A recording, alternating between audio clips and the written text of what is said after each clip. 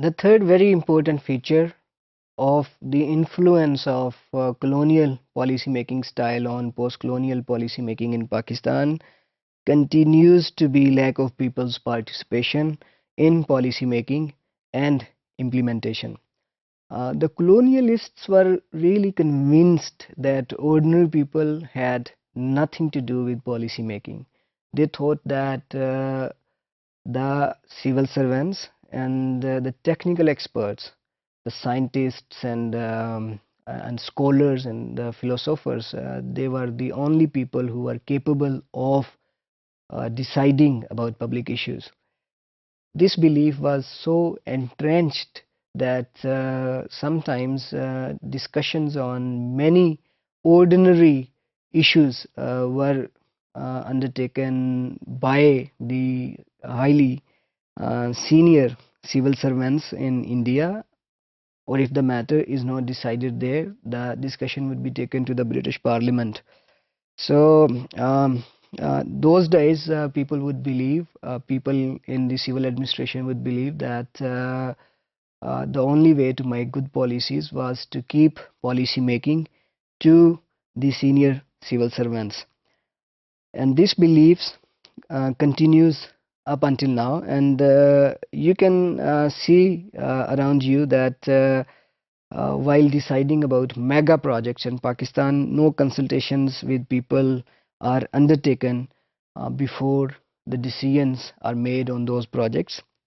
Whenever policies are made, for example, when the National Education Policy 2009 was formulated, the government undertook only limited number of consultations, but the people, the ordinary people, I mean the parents of the children, were not consulted at a larger scale.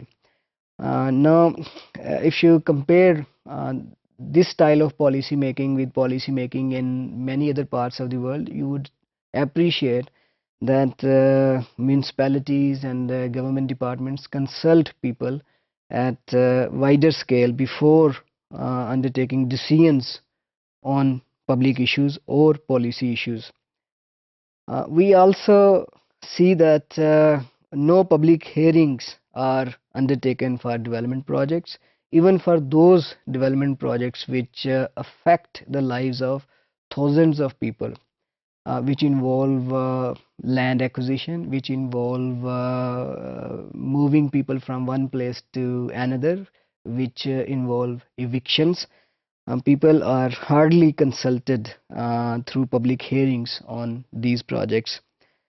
Um, you would appreciate that on all mega projects, European countries have adopted a practice to undertake referendums, but we undertake no referendums for major policy changes.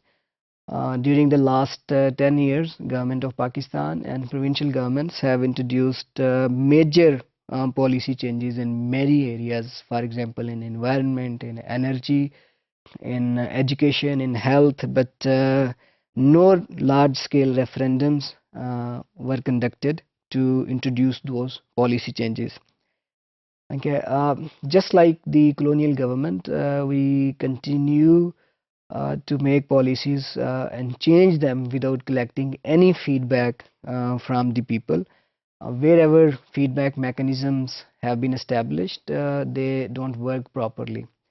Somehow, the people in bureaucracy and the people in lower levels of bureaucracy, they tend to believe that collecting feedback from the citizens is just a wastage of time, because citizens are not experts, they are not specialists, and they don't know about the issues at hand. And if the bureaucracy is given a free hand, autonomy, and power to decide on public issues, bureaucracy can surely deliver. Okay, since civil service and bureaucracy is so powerful in Pakistan, in all of the provinces, there are complaints in the media and in the among the people that bureaucrats hardly encourage political parties or politicians to frame issues, public issues, in a political way. So, this influence of colonial policy making is highly entrenched in post colonial Pakistan.